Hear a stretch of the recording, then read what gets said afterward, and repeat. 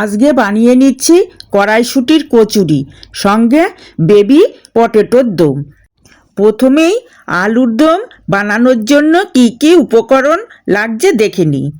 হলুদ গুঁড়ো, নুন, কাশ্মীরি লঙ্কার গুঁড়ো, গোটা জিরে, জিরে গুঁড়ো, ধনে গুঁড়ো, টমেটো কেচাপ, মটরশুঁটি, গরম মশলা।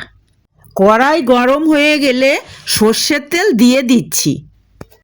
গরম তেলে গোটা জিরে এবং সিদ্ধ করা আলুগুলো দিয়ে দিলাম।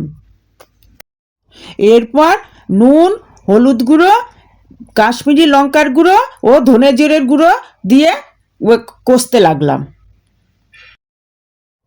ভালো করে কষা হয়ে গেলে এবারে মটরশুঁটিগুলো দিয়ে দিচ্ছি। তারপর টমেটো কেচাপ দিয়ে জলটাও দিয়ে দিলাম। নামানোর আগে গরম মশলার গুঁড়ো দিয়ে নামিয়ে নিচ্ছি। এবারে মটরশুঁটির কচুরির জন্যে মিক্সিং জারে মটরশুঁটি, আদা কুচি ও কয়েকটা কাঁচা লঙ্কার কুচি দিয়ে পেস্ট করে নিচ্ছি। এবার কড়াইতে সর্ষের তেল গরম করে হিং ফোড়ন দিয়ে ধনে জিরের গুঁড়ো দিয়ে পেস্টটা দিয়ে ভালো করে নাড়িয়ে নিচ্ছি। এবারে পুর রেডি। এবার কচুরির জন্য ময়দাটা মেখে নিচ্ছি।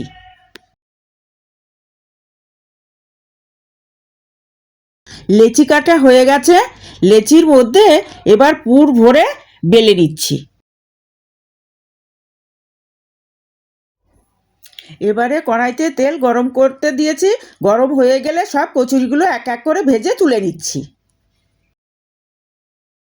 এবারে গরম গরম মটরশুঁটির কচুরি ও আলুর দম সার্ভ করে দিচ্ছি।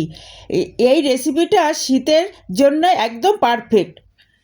তাহলে আজকের মতন টাটা, আবার অন্য দিন অন্য কোনো নতুন ভিডিও নিয়ে কথা হবে।